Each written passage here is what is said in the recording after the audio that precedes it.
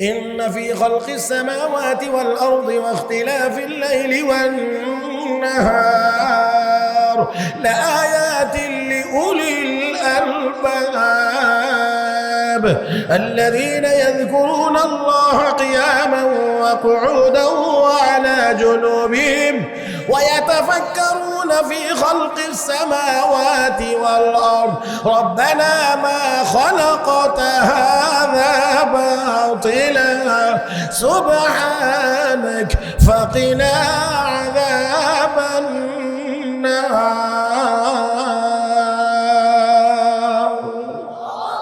ظرفشانی نے تیرے قطروں کو دریا کر دیا ظرفشانی نے تیرے قطروں کو دریا کر دیا दिल को रोशन कर दिया आंखों को बीना कर दिया जो न थे खुद राह पर गैरों के हादी बन गए क्या नजर थी जिसने मुर्दों को मसीहा कर दिया क्या नजर थी जिसने मुर्दों को मसीहा कर दिया যেই মানুষগুলো ছিল ক্যান্সারে আক্রান্ত রোগী আমার নবী এক কিতাব পড়ায়া এই মানুষগুলোকে উম্মতের জন্য ডাক্তার বানায় দিয়েছে আল্লাহ তাদের প্রশংসায় কোরআনে বহু জায়গাতে আল্লাহ আয়াত নাযিল করেছেন মুহাম্মাদুর রাসূলুল্লাহ ওয়াল্লাযীনা মাআহু আশিদ্দাউ আলাল কুফফার রুহামাউ বাইনাহুম তারাহুম سجدا يبتغون فضلا من الله ورضوانا فأما من ثقلت موازينه فهو في عيشة راضية وأما من خفت موازينه فأمه هاوية وما أدراك ما هي نار حامية وما خلقت الجن والإنس إلا ليعبدون وما خلقت الجن والإنس إلا ليعبدون মানুষ এবং জিন এই দুই দলকে বানাইছি একমাত্র আমার গোলামি করার জন্য তাহলে যেই বিদ্যা মানুষ অর্জন করবে এই বিদ্যা অর্জনের উদ্দেশ্য যদি হয় আমি এই ইলম অর্জনের মাধ্যমে আমার আল্লাহর হুকুমগুলো জানবো আর মানার মাধ্যমে আমি গোলামি করব তখন ওই শিক্ষিতটা মানুষ হতে পারবে শুধু খাইবো আর ঘুমাইবো এই চিন্তা করে যারা লেখাপড়া করবে এটা শিক্ষিত মানুষ হবে না এটা শিক্ষিত জীব হইতে পারবে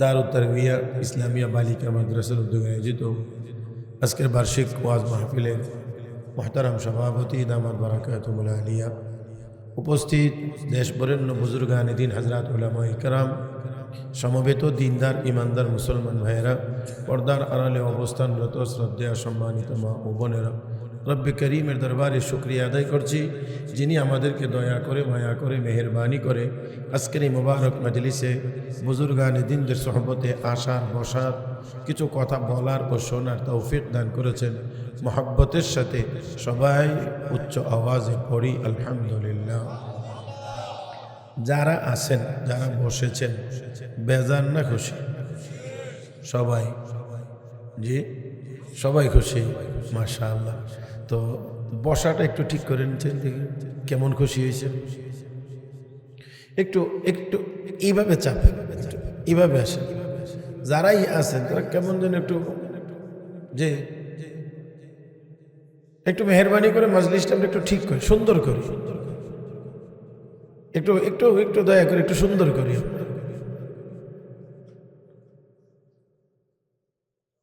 আল্লাহর কাছে সুন্দর আমল বেশি প্রিয় হয় না কি আমল হ্যাঁ আল্লাযী খালাকাল মাউতা ওয়াল হায়াতা লিয়াবলুয়াকুম আইয়ুকুম আহসানু আমালা আল্লাহ বলেন তোমাদেরকে পরীক্ষা করব তোমরা কে বেশি সুন্দর আমল করবে আল্লাহ এখানে বলেন নাই লিয়াবলুয়াকুম আইয়ুকুম আকসারু আমালা, কে বেশি পরিমাণে আমল করো এটা আমি দেখবো। আল্লাহ এই কথা বলেন নাই।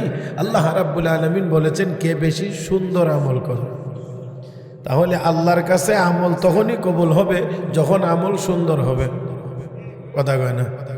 আমল তখনই বেশি কবুল হবে যখন আমল সুন্দর হবে। আর একটি কথা হলো, আল্লাহ আকসারু আমালার কথা বলেন নাই, আহসানু আমালার কথা বলেছেন।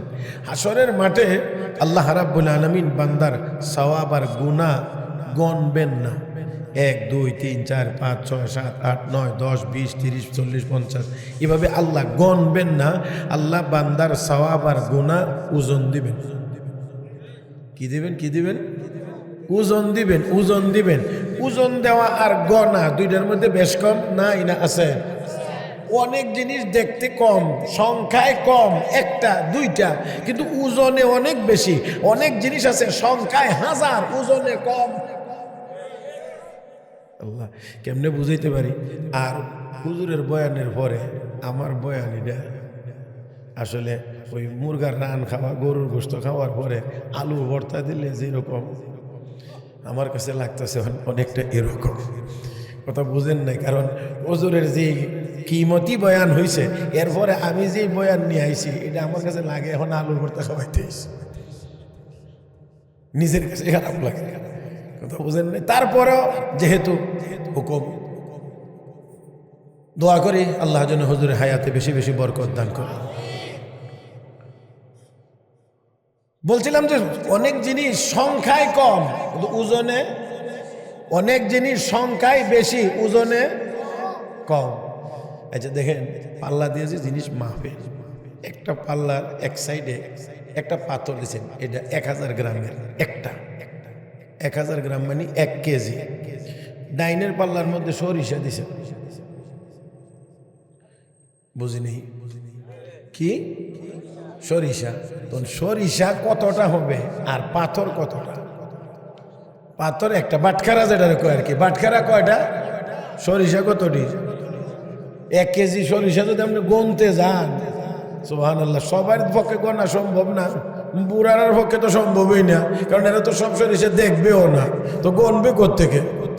তো দেখেন এই সরিষার দানা অনেকগুলো মিলে যদ্দূর বাম সাইডের পাথর একটা,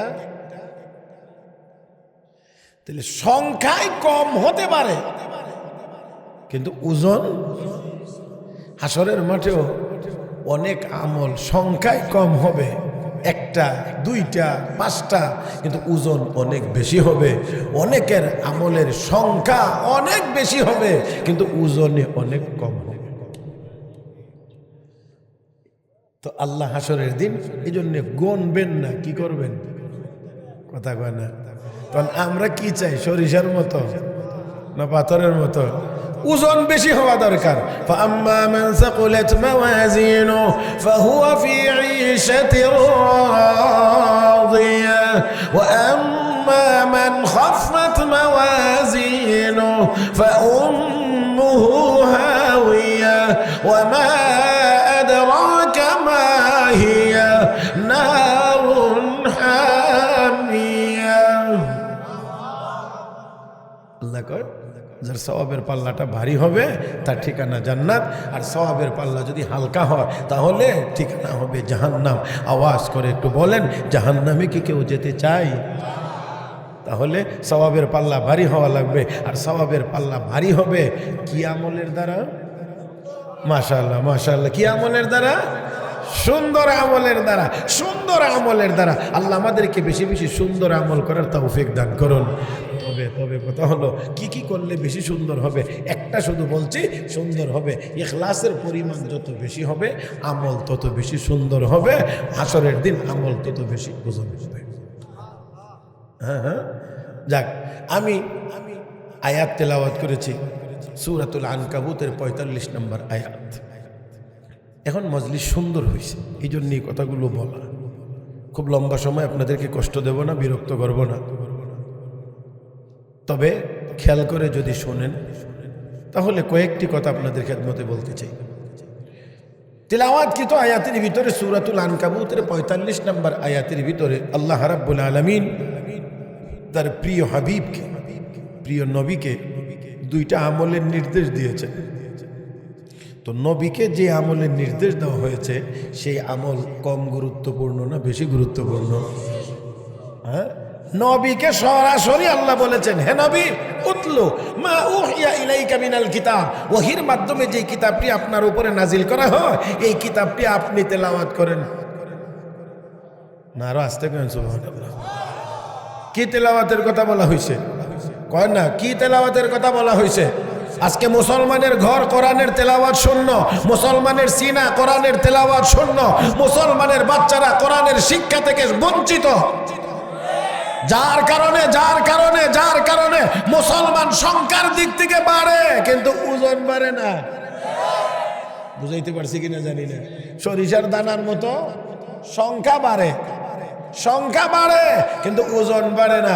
অথচ একটা সময় ছিল সংখ্যা কম কিন্তু তাদের ওয়েট, তাদের ওজন, তাদের ক্ষমতা, তাদের অভিজ্ঞতা সব ছিল বেশি। আল্লাহ রাব্বুল আলামিনের পক্ষ থেকে সাহায্য পেয়েছেন বেশি। সাহাবা একরাম কি সংখ্যায় বেশি ছিলেন? কম ছিলেন কিন্তু মজবুত ছিলেন। আমরা সংখ্যায় বেশি কিন্তু মজবুত, কথা কয় না, মজবুত না, আমরা মজবুত না, দুর্বল।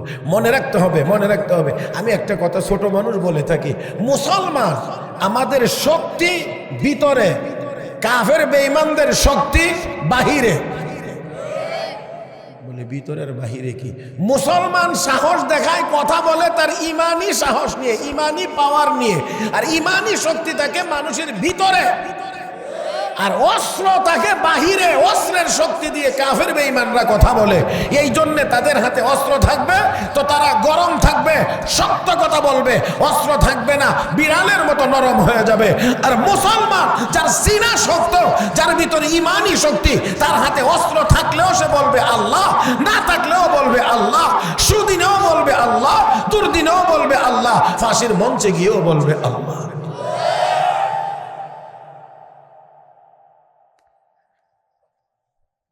ভিতর শক্ত থাকতে হবে। হাদিস শরীফে আছে আল্লাহ রাসূল বলছেন, ইন্নাল্লাযী লাইসা ফি জাওফিহি শাইউম মিনাল কুরআন কাল বাইতিল খারিব। খেয়াল করেন, যেই ঘরটার মধ্যে মানুষ থাকে না, এই ঘরের ভিতরে মাকড়সার মতো দুর্বল প্রাণীও অল্প সময়ের ভিতরে হে নিজে বাসাটা দখল করে। জানি না আমার কথাগুলো বুঝেননি আপনারা। কোনো মানুষ থাকে না, ঘরটা বিল্ডিং, রুমটা বিল্ডিং, তারপরও গিয়ে দেখবেন কিছুদিন পরে মাকড়সার মতো এত দুর্বল প্রাণী আপনার পুরাটা ঘর দখল করে বসে রয়েছে। এত দুর্বল, আঙ্গুলের টুকা নেয় না, কিন্তু সে তার জাল বুনে সারাটা ঘর দখল করে ফেলবে। আবার একজন ছোট মানুষও যদি থাকে, নিয়মিত একজন দুর্বল মানুষও যদি থাকে এই ঘরের ভিতরে, মাকড়সা কেন, তার চেয়ে আরো অনেক শক্তিশালী কেউ এখানে বাসা বাঁধতে পারে না, কারণ তার আনা গোনার কারণেই এখানে কেউ আসে না। তো রাসূল বলছেন, যার সিনার ভিতরে কোরআনের কোনো অংশ নাই, এটা হলো ওই বাড়িতে যে থাকে না খালি বাড়ির মতো, আমাদের দিকে কয়টা সারা বাড়ি, উজার ঘর, মানে যে ঘরে কেউ বসবাস করে না। মুহতারাম হাজরিন, তাহলে বুঝতে হবে যেই সিনার ভিতরে কোরআন নাই, এই সিনা দুর্বল, মাকড়সার মতো দুর্বলেরাও এই ঘর দখল করে নিয়ে যাইতে পারে। আর যদি কোরআন সিনার ভিতরে থাকে তাহলে ওই ঘরে বাসিন্দা আছে, লোক আছে, শক্তিশালী কেউ সহজে ঘরের ভিতরে প্রবেশ করতে পারে না। কোরআন যাদের সিনার ভিতরে থাকবে, হাজারো শক্তিশালী কাফের বেঈমান হলেও তার ভিতরে প্রভাব বিস্তার করে তার ঈমান ধ্বংস করতে পারবে না।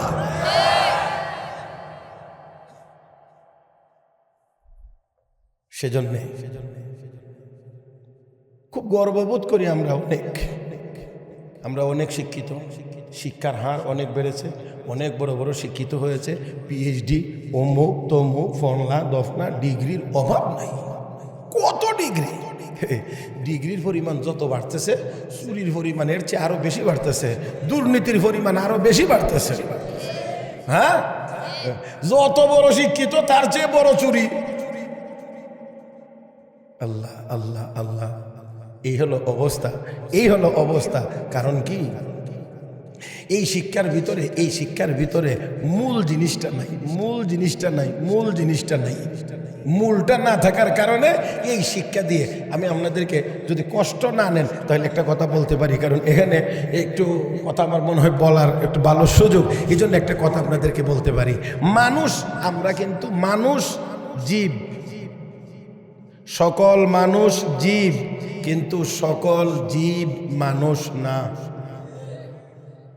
সকল মানুষ জীব, কিন্তু সকল জীব, গরুও জীব, ছাগলও জীব, ভেড়া বকরি জীব, কিন্তু তারা মানুষ।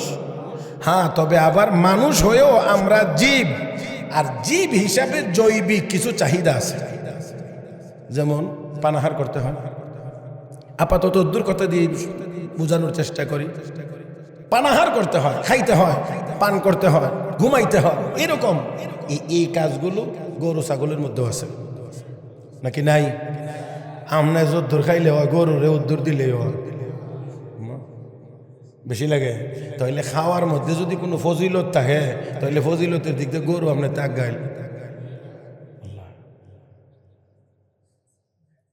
খাওয়ার মধ্যে যদি কোনো ফজিলত থাকে, তাহলে গরু আপনার থেকে আগে, মহিষ হইলে আরো আগে, আর যদি হাতিও, তা আমনে দামি হইলেন কেমনে? জি, তাহলে বুঝতে হবে খাওয়া বেশির মধ্যে কোনো ফজিলত, এটা জৈবিক চাহিদা। আল্লাহ, কথাটা কিন্তু একটু শক্ত হবে, একটু মানে হজম করার জন্য একটু রেডি থাকেন আর কি। কথাটা একটু কড়া হবে, মানে মোটামুটি ভালো করা হবে, হাই পাওয়ার অ্যান্টিবায়োটিক, এই জন্য একটু রেডি থাকতে হবে মুহতারাম হাজিরিন। তাহলে এবার বলেন আমরাও পানাহার করি, গরু ছাগলও পানাহার করে, তাই না? হ্যাঁ, পানাহার করে। দেখেন একটু খেয়াল করে, এখন আসেন, যত প্রাণী আছে, যত জীব আছে, জীব তার বেঁচে থাকার জন্য, জৈবিক চাহিদা পূরণের জন্য যা দরকার, যতটুকু বিদ্যা বুদ্ধির দরকার, এতটুকু বিদ্যা বুদ্ধি কিন্তু প্রত্যেক জীবেরও আছে। কারণ তার খায়া বাঁচার জন্য যা যা দরকার সবকিছু, এই এলেম কিন্তু সব প্রাণীরই আছে। কথা বলেন, আছে। তাহলে এবার একটু চিন্তা করে দেখেন, একজন মানুষ যদি লেখাপড়া করে, বিদ্যা অর্জন করে, একজন মানুষ যদি লেখাপড়া করে, বিদ্যা অর্জন করে, আর তার টার্গেট থাকে একমাত্র আমি কিভাবে বেশি খাইতে পারবো আর বেশি ঘুমাইতে পারবো, একমাত্র টার্গেট যদি হয় এটা, যে আমার এই বিদ্যা অর্জনের মাধ্যমে আমি বড় চাকরি করব, আমি বেশি বেতন পাবো, বেশি পরিমাণে খাইতে পারবো, বেশি পরিমাণে ঘুমাইতে পারবো, তাহলে এই বিদ্যার দ্বারা সে মানুষ হতে পারে না, সর্বোচ্চ সে একজন শিক্ষিত জীব হইতে পারে। শিক্ষিত, কারণ হ্যাঁ চিন্তা হইল কেমনে বেশি খাইত, তার চিন্তাই হলো কেমনে বেশি ঘুমাইতো, তাহলে সে শিক্ষিত মানুষ হইল করতে। তাহলে সকল জীবে যেই কাজ পারে না সেই কাজ মানুষ করতে হবে। আস্তে যেই কাজের জন্য আল্লাহ বানাইছেন, যেই কাজের জন্য আল্লাহ মানুষ বানাইছেন, জীবজন্তু জানোয়ারে পানাহার করে কেন? বাঁচার জন্য। আবারও বলছি খেয়াল করে, জীবজন্তু জানোয়ার পানাহার করে বাঁচার জন্য। গরুর এক বস্তা ঘাস দিলেন, এক গামলা পানি দিলেন, খাইলো, পান করলো, ঘুমাইলো, ঘুম থেকে উঠে আবার পেশাব পায়খানা করে আবার আরেক বস্তা ঘাস, আরেক গামলা পানি। তাহলে রাতের বেলা খাইলো বাঁচার জন্য, বাঁচলো কেন? সকালে আবার খাওয়ার জন্য। আর মানুষ আমরা খাইবো বাঁচার জন্য, আর বাঁচবো আল্লাহর গোলামের জন্য। আল্লাহ রাব্বুল আলামিন বলেন, ওয়ামা খালাকতুল জিন্না ওয়াল ইনসা ইল্লা লিয়াবুদুন, ওয়ামা খালাকতুল জিন্না ওয়াল ইনসা ইল্লা লিয়াবুদুন। মানুষ এবং জিন এই দুই দলকে বানাইছি একমাত্র আমার গোলামি করার জন্যে।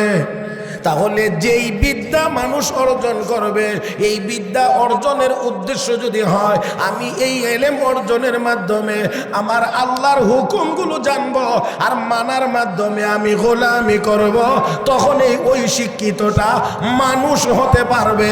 শুধু খাইব আর ঘুমাইব এই চিন্তা করে যারা লেখাপড়া করবে, এটা শিক্ষিত মানুষ হবে না, এটা শিক্ষিত জীব হইতে পারবে। এখন কোন শিক্ষিত জীব হওয়া দরকার না মানুষ হওয়া দরকার? ওই ওই ওই শিক্ষিত জীব হইছে আমাদের অনেক, এই জন্যে ওই জীবেরা যেমন পাইলে হাতি যেমন আস্তা কলা গাছ খাইয়া লাইতো সা, আমরা শিক্ষিত জীবেরাও আস্তা বাংলাদেশ ব্যাংকটা কিনলে খাইয়া লাইতো সা।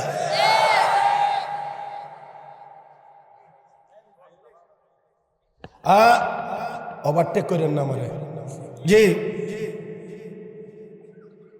মুহতারাম হাজিরিন, ওই আমরা শিক্ষিত জীবের জন্ম দিয়েছি, তাহলে এবার আসেন শিক্ষিত মানুষ হবে কি হলে? আল্লাহ রাব্বুল আলামিন বলেন আর-রহমান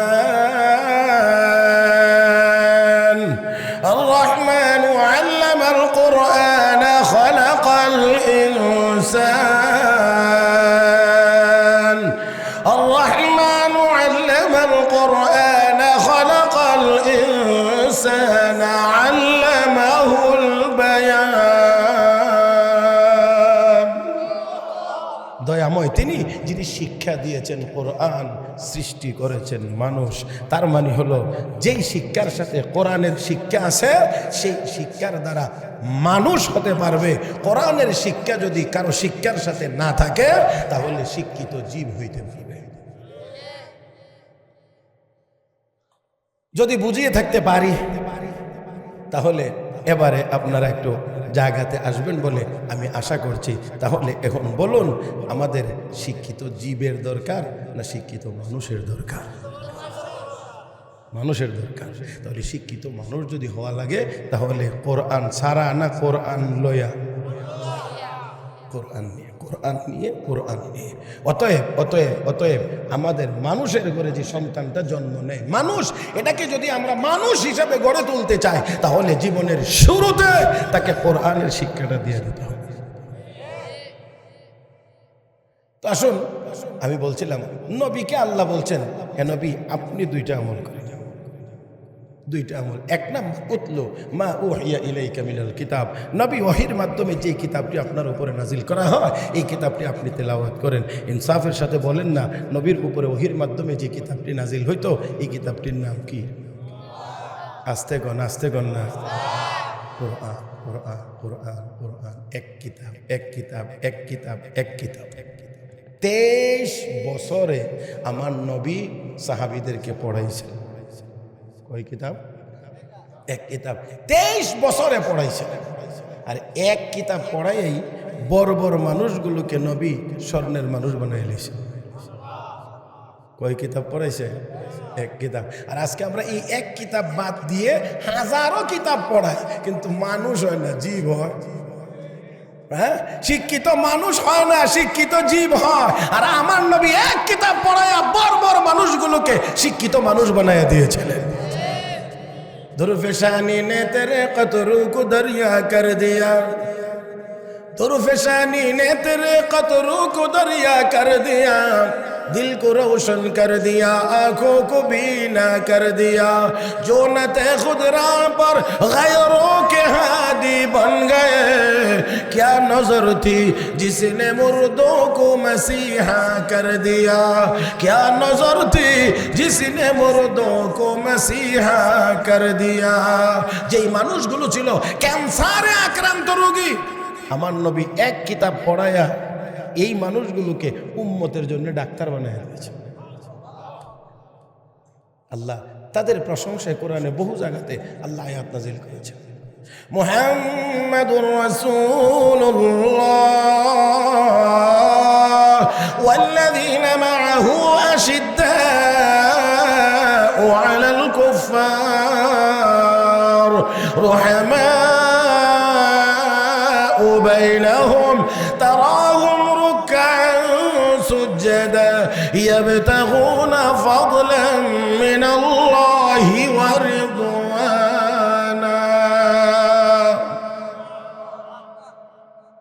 রাব্বুল আলামিন বলেন মুহাম্মাদুর রাসূলুল্লাহ, মুহাম্মদ সাল্লাল্লাহু আলাইহি ওয়াসাল্লাম আল্লাহর রাসূল, ওয়াল্লাযীনা মাআহু, যারা নবীর সাথে আছেন সাহাবায়ে কেরাম, আশিদ্দাউ আলাল কুফার রুহামাউ বাইনাহুম, তাদের গুণাবলী সম্পর্কে রব্বে করিম বলেন তারা কাফেরদের মোকাবেলায় বড় কঠোর, নিজেরা বড় দয়ালু, একে অপরের জন্য বড় দয়ালু, আর কাফেরদের মোকাবেলায় কঠোর শক্ত। আর আমরা রয়েছি উল্টাটা, আমরা নিজেরা লাগলে সে চালামো, কিন্তু ইহুদি খ্রিস্টান কাফের বেঈমানদের সামনে গেলে জি স্যার হ্যাঁ। হওয়ার কথা ছিল কি আর হয়েছে কি?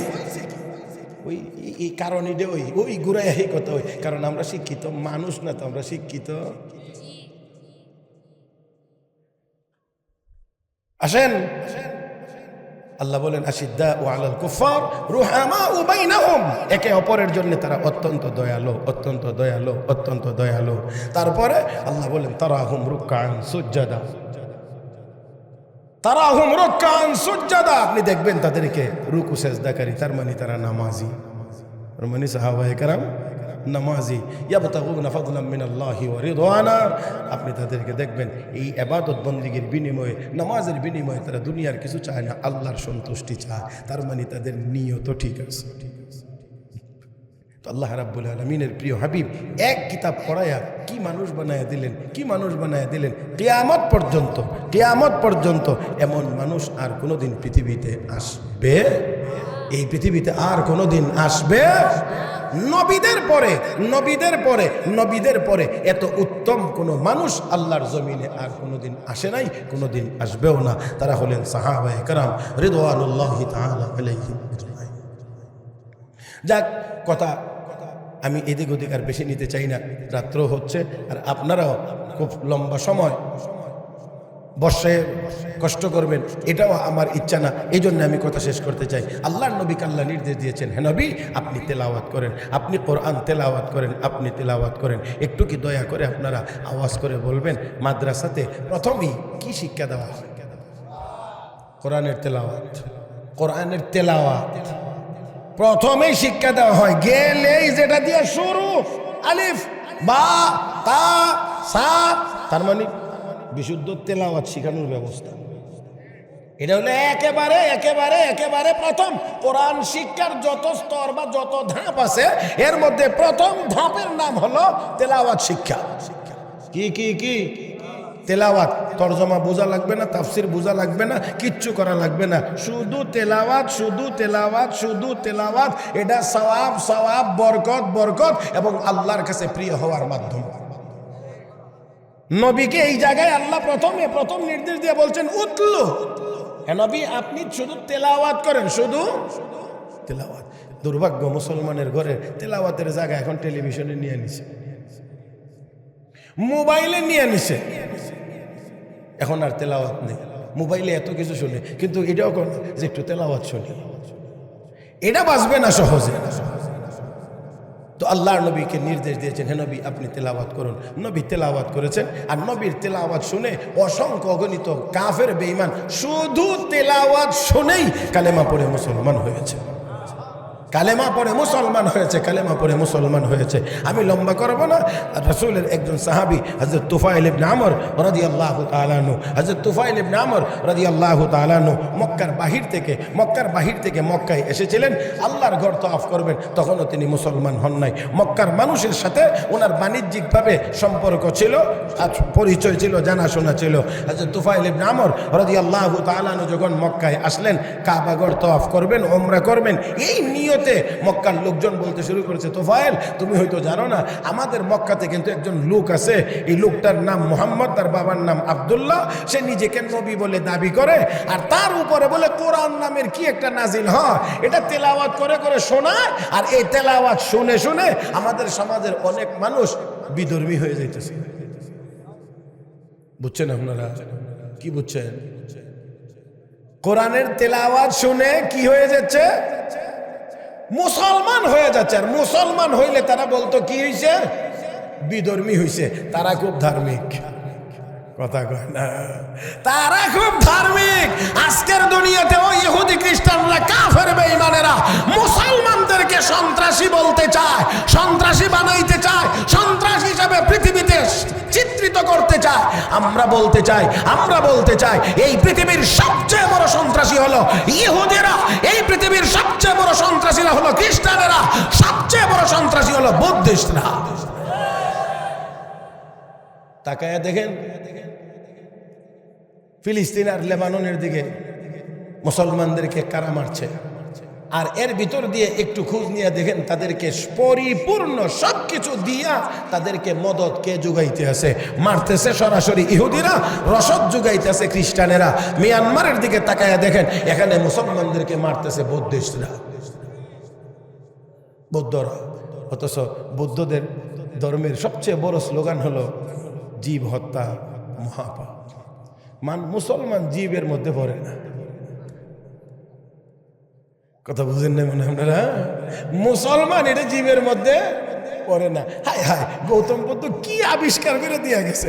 ঠেকাইতে চাইছিল মানুষ যেন না মরে, তার গবেষণা ছিল। হায় হায়, এটা মানুষ জন্ম নেয়, আস্তে আস্তে বড় হয়, আবার বুড়ো হয়ে যায়, মরেও যায়। এই মরণের হাত থেকে মানুষকে কেমনে বাঁচানো যায়? কি বুদ্ধিটা মাথার মধ্যে ঢুকছে! কথা বুঝেন নাই? গবেষণা চালাইতে আছে। আর এমন উল্টা পাল্টা গবেষণা করলে তো আমাদের দেশে বুদ্ধিজীবী হয়।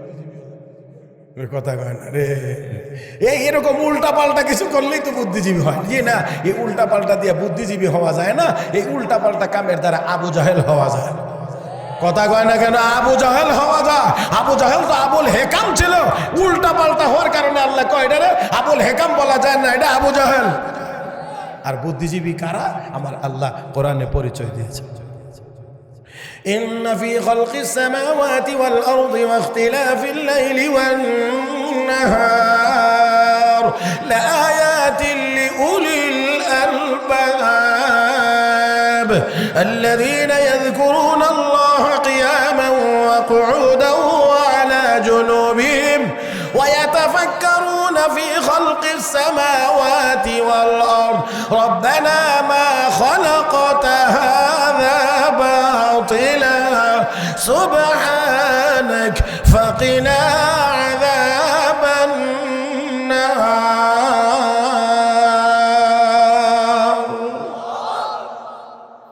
যাক, আপনারা কষ্ট হইতেছে না তো? হুজুরা বসছেন, বরকত তো এখন নাজেল একটু বেশি হইব।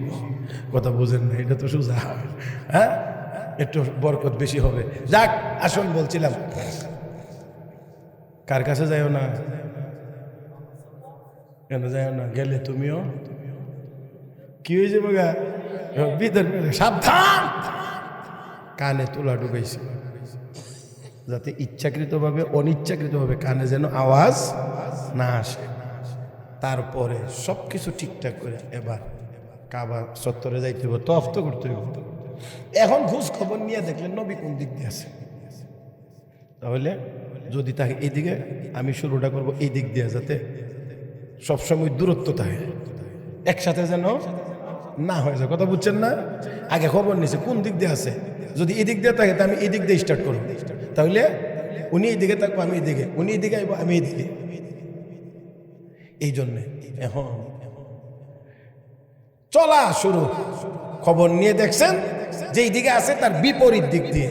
এখন যাইতে যাইতে চলতে চলতে চলতে চলতে হযরত তুফাইল বলেন, হঠাৎ আমার দৃষ্টি পড়ে গেছে বিশ্ব নবীর চেহারা মুবারকের উপরে।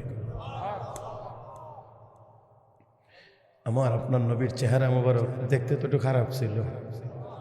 যারা বলেন নাই তারা এখানে ইমানের পরিচয় দিচ্ছেন না। আমার নবীর চেহারা মুবারক দেখতে একটু অসুন্দর ছিল না? পৃথিবীর শ্রেষ্ঠ সুন্দর, যার উপরে আর কোনো সুন্দর। একটা কথা আপনারা সবাই জানেন যে নবুয়ত আমার নবীর উপরে এসে খতম। আমরা সবাই এটা জানি যে আমরা নবীর উপরে এসে নবুয়ত, সাথে এটাও মনে রেখেন যেমন করে নবুয়ত আমার নবীর উপরে এসে খতম, ঠিক তেমনি ভাবে হোসন জামাল তথা সৌন্দর্য আমার নবীর উপরে এসে খতম। এর চেয়ে সুন্দর, এর চেয়ে সুন্দর আর পৃথিবীতে কেউ হবে? হোসন জামাল খতম, আমার নবী পৃথিবীর শ্রেষ্ঠ সুন্দর। আহা, যাক, আজকে আর কথা বাড়াইতে চাই না, আর কথা বাড়াইতে চাই না। নবীর চেহারাটা আপনার কাছে ভালো লাগে না, আমাদের যুবকদের কাছে ভালো লাগে না, অনেক বুইরাডির কাছেও ভালো লাগে না। আল্লাহ মাফ করে দেন। আমি কোন দিক চাই যে কম ওইটা নিয়ে চিন্তা, কারণ যেই দিকে চাই সেই দিকে দেখি এই রুগী আছে। জানি না আপনারা বুঝছেন না বুঝছেন না, এটা কথা আমার নবীর চেহারা মুবারক সুন্দর, সবচেয়ে সুন্দর, সবচেয়ে সুন্দর, সারা পৃথিবীর সব মানুষের চেয়ে সুন্দর। আমার সেই নবীর সুন্দর চেহারা মুবারকে দাড়ি ছিল না। তোমারটা পরিষ্কার করে কোন সুন্দর করলাম। নবীর চেহারা মুবারক যদি দাড়ি থাকার পরেও সবচেয়ে সুন্দর, তাহলে বুঝতে হবে দাড়িওয়ালা চেহারাই সুন্দর।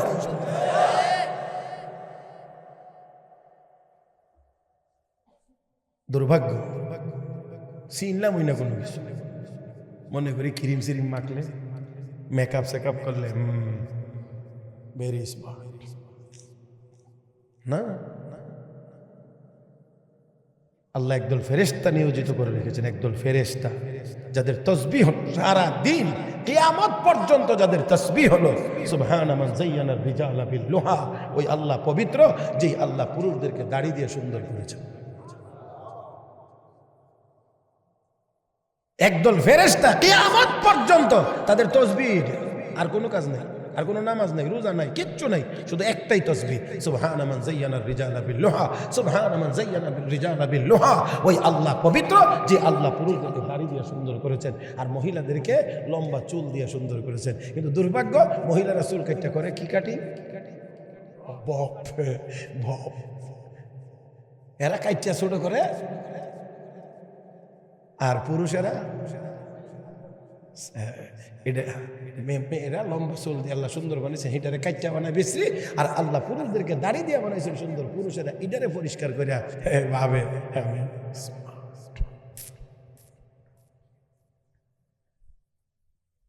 আল্লাহ তুমি আমাদেরকে সহি বুঝদান করো। ওয়াজ একটু তিতা হয়ে যাইতেছে না, একটু তিতা হয়ে যাইতেছে মনে হইতেছে। আর কি করা, বেশিরভাগ মানুষ এখন ডায়াবেটিসে আক্রান্ত, তিতা হইলেই ভালো, ডায়াবেটিসটা একটু নিয়ন্ত্রণে থাকবো না। ও মুসলমান, হযরত তুফাইল বলেন আমার নজর পড়ছে আমার নবীর চেহারা মুবারকের উপরে, যে নবীর চেহারা মুবারকের কসম করে আল্লাহ বলেন ওয়াদ-দুহা ওয়াল-লাইলি ইযা সাজা। হে নবী, আপনার সুন্দর চেহারা মুবারকের কসম, ওয়াল-লাইলি ইযা সাজা, অন্ধকার রাত মানে হলো আমার নবীর কালো চুল মুবারকের কসম। والضحى والليل إذا سجى ما ودعك ربك وما قلى وللآخرة خير لك من الأولى ولسوف يعطيك ربك فترضى। হযরত তুফাইল ইবনে আমর বলেন নবীজির চেহারা মুবারকের উপরে যখন নজর পড়েছে, আমি আর অন্যদিকে চলতে পারি না, আমার কদম অন্যদিকে যায় না, আমার মন শুধু চায় ওই নবীর কাছে যাওয়ার জন্য। আর একটু জোরে। ইমামুল আসর খাতিমুল মুহাদ্দিসিন হযরত মাওলানা আনোয়ার শাহ কাশ্মীরি রহমাতুল্লাহ রেল স্টেশনে দাঁড়িয়ে আছেন, কিছু আলো কিছু অন্ধকার। হিন্দু এক ভদ্রলোক হাতে হেরিকেন নিয়ে ওই দিক দিয়ে যায়, আলোর ফোকাস পড়ছে। হযরত আনোয়ার শাহ কাশ্মীরি চেহারার দিকে তাকাইয়া হেরিকেনটা রেখেই দাঁড়িয়ে বলতেছেন, মৌলভী সাহেব মুঝে কালেমা পড়বা। মৌলভী সাহেব মুঝে কালেমা পড়া দো, আমার কালেমা পড়ায় মুসলমান বানায়। তো লোকেরা কয় মৌলভী তো তোমার দাওয়াত দিল না, তুমি গিয়ে খুঁজা যে কালেমা পড়ে মুসলমান হয়ে গেলা।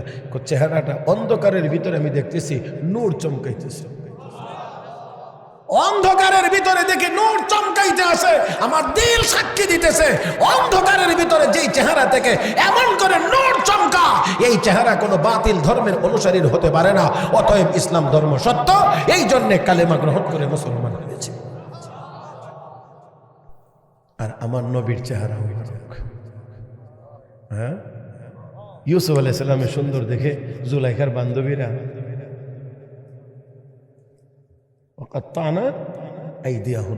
আঙ্গুল কেটে দিয়েছিল, কারণ জুলাইখা মিনিস্টারের বউ, আর ইউসুফ আলাইহিস সালামের পরিচয় তখনও তার ঘরের গোলাম, মন্ত্রীর বউ ইয়া একটা গোলামের উপরে আশেক হয়ে গেছে, পাগল হয়ে গেছে, মান সম্মান সব। বান্ধবীরা শূন্য কোথায় কান্না করছে, মন্ত্রীর বউ বাদশার মেয়ে, এরপরে এখন মন্ত্রীর বউ মিনিস্টারের ওয়াইফ, তুই গোলামের লাগে, তুই আমরা ইজ্জত সম্মান। সব শেষ করে দিছে। তো জুলাইখা কয় এই কথার জবাব কথা দিয়ে দিলে হবে না, এই জন্যে আয়োজনটা করছে সুন্দর করে একটা আয়োজন, সবার জন্য সোফা, খাওয়া দাওয়ার সকল আয়োজন সম্পন্ন, ফল খেটে খাইতে হবে এমন একটাও রাখছে। আর ইউসুফ আলাইহিস সালামকে আগেই, কথা বুঝেন না, একেবারে সবাইকে সবাইকে রেডি করে ইউসুফ আলাইহিস সালামকে এবার ডাক দিছেন, ইউসুফ একটু এদিকে আসো। ফালাম্মা রাআইনাহু فلما رأينه أكبرنه وقطعن أيديهن وقلن حاش لله ما هذا بشرا إن هذا إلا ملك كريم। ইউসুফ আলাইহিস সালামের সুন্দর দেখে জুলাইখার বান্ধবীরা হাত কেটে ফেললো। আর আম্মা আয়েশা সিদ্দিকা বলেন, তারা যদি আমার নবীকে দেখতো হাত না কলিজা কেটে নিত, এত সুন্দর। হযরত তুফাইল বলেন, নবীজির চেহারা মোবারকের উপরে নজর পড়া মাত্রই এমন আকর্ষণ আমার হৃদয়ে সৃষ্টি হয়েছে, অন্যদিকে আর যাইতে পারি না। এবার সোজা নবীর দিকে চলতে লাগলাম, কাছাকাছি গেলাম, এত সুন্দর নুরানি চেহারা আমি আর আমার কানের ভিতরে তোলা রাখলাম না, নিজের হাতেই পরিষ্কার করলাম, ফেলে দিলাম। বিশ্ব নবীর জবানে কোরআনের তিলাওয়াত এবার আমার কানে ডাইরেক্ট আসা শুরু হয়েছে। রাহমাতুল লিল আলামিনের জবানে কোরআনের তেলাওয়াত, আওয়াজ করে বলেন বেমজা না মজা? আমার ভাইয়েরা, কোরআন কালামুল্লাহ, তেলাওয়াত করছেন রাসূলুল্লাহ, কেমন মজা হবে? কোরআন কালামুল্লাহ, তেলাওয়াত করছেন রাসূলুল্লাহ। তিনি বলেন আমার কানের ভিতরে রাহমাতুল লিল আলামিনের জবানের তেলাওয়াত যখন পৌঁছে গিয়েছে, আমি চিন্তা করে দেখলাম এত সুন্দর কোরআন এটা দুনিয়ার কোনো মানুষের বানানো হতে পারে না। ও অবশ্যই না, এমন তেলাওয়াত জীবনে কোনোদিন শুনি নাই, কাউকে তেলাওয়াত করতেও দেখি নাই, আর এটা মানুষের বানানো কালাম হতে পারে না। আমি আর দেরি করলাম না, সোজা নবীর সামনে গিয়ে বলতে লাগলাম, নবী গো, এত সুন্দর কোরআন আপনি তেলাওয়াত করেন, আর লোকেরা এই কোরআন থেকে দূরে রাখার চেষ্টা করে, বাধা দেয়, এতক্ষণ শুনলাম, এত মজার তেলাওয়াত জীবনে কোনোদিন শুনি নাই। অবশ্যই বুঝ হয়ে গিয়েছে এটা দুনিয়ার কোনো মানুষের বানানো কালাম না, এটা অবশ্যই আল্লাহর কালাম। আপনিও সত্য নবী, আর দেরি করা যায় না, আমাকে কালেমা পড়াইয়া মুসলমান বানায়া দে, আমাকে মুসলমান বানায়া দেন। হযরত তুফাইল মুসলমান হয়ে গেলেন। মুসলমান হওয়ার পরে কোন নবী, আমি একলা মুসলমান হইলাম, এটা কি যথেষ্ট হবে? আমার গোষ্ঠীর লোকেরা দাওয়াত দিতে হবে না? বলে হ্যাঁ, অবশ্যই তো দাওয়াত দিতে হবে। দাওয়াত দেবা, হুজুর আপনি একটু দোয়া করে দেন আমার জন্য, আল্লাহ যাতে আমার এমন একটা কিছু দান করেন যে এটা দেখলে তারা প্রভাবিত হয়ে কালেমা গ্রহণ করবে। নবী দোয়া করছেন, আল্লাহ তার কপালের মধ্যে লাইট লাগাই দিছে। এখন সাহাবী ইয়া রাসূলুল্লাহ, এটা দেখলে তো এরা কইবে আমি বুঝি কোনো রোগে আক্রান্ত, আমার দেখলে দূরে যাইব, তো এটা না, একটু অন্য। আল্লাহ রাসূল দোয়া করছেন, এবার এই আলো তার লাঠির মধ্যে আল্লাহ দান করেছেন। এখন এই লাঠি যে কোনো অন্ধকার জায়গার মধ্যে নিয়ে রাখলেই টিউব লাইটের মতো আলোকিত হয়ে যায়, রাস্তা পরিষ্কার হয়ে যায়। আল্লামা ইদ্রিস কান্দলভী রহমতুল্লাহ আলাইহি তার কিতাবের মধ্যে লেখেন, এই এক লোকের দাওয়াতের মেহনতের দ্বারা আল্লাহ 40 থেকে 50টা পরিবারের সকল সদস্যকে কালেমাওয়ালা বানিয়ে দিয়েছেন। বলছিলাম নবীকে আল্লাহ কয় আমলের কথা বলছেন? 1 নাম্বার, আপনি ডাইরেক্ট নবীকে নির্দেশ করল, হে নবী আপনি তেলাওয়াত করেন। তাহলে প্রথম নাম্বার হলো কোরআনের তেলাওয়াত। 2 নাম্বারটা হলো ও আকিমিস সালাহ, ইকামতের সালাত, নামাজের কথা হুজুর বলে গেছেন। এরপরে আর আমার মতো সলমুদ্দিনে আর এই ওয়াজ করার দরকার নেই। এই জন্যে যেটা মধ্যে হুজুরে বেশি হাত দিয়েছেন না, আমি এটা করছি আর কি, কথা বোঝেন নাই? তাহলে কাজ 2টা আমল, 1 নাম্বার হলো তেলাওয়াত, 2 নাম্বার ইকামতে সালাত। 1 নাম্বার তেলাওয়াত আর 1 নামাজ। আগে তেলাওয়াতের কথা বলা হয়েছে, পরে নামাজের কথা বলা হয়েছে। আমার ভাইয়েরা, তাহলে বুঝতে হবে আগে তেলাওয়াত শিখতে হবে, পরে নামাজ পড়তে হবে। কথা ঠিক, কথা ঠিক। তাহলে মসজিদের চাইতে মাদ্রাসার গুরুত্ব এই দিক থেকে বেশি, কারণ মসজিদ সচল রাখতে হলে আগে মাদ্রাসা সচল করতে হবে। কারণ মাদ্রাসা যদি সচল না হয়, এখান থেকে যদি ফোন না পড়ে, তাহলে মসজিদের ইমামও পাওয়া যাবে না, খতিবও পাওয়া যাবে না, মুয়াজ্জিনও পাওয়া যাবে না, খাদেমও পাওয়া যাবে না। এই জন্যে আগে এটা ঠিক করতে হবে। আমার ভাইয়েরা, আল্লাহ যেন আমাদের সবাইকে কোরআন তেলাওয়াত করার, ছেলে মেয়েদেরকে কোরআন শিখাইবার তৌফিক দান করেন। যথাসময়ে গুরুত্ব সহকারে জামাতের সাথে 5 ওয়াক্ত নামাজ যেন আমরা আদায় করতে পারি, আল্লাহ যেন আমাদের সবাইকে তৌফিক দান করেন। আমিন ইয়া রাব্বাল আলামিন। সুবহানাল্লাহি ওয়া বিহামদিহি, সুবহানাকাল্লাহুম্মা বিহামদিক, আশহাদু আল লা ইলাহা ইল্লা আনতা আস্তাগফিরুকা ওয়া আতুবু ইলাইক, ওয়া আখিরু দাওয়ানা আলহামদুলিল্লাহি রাব্বিল আলামিন।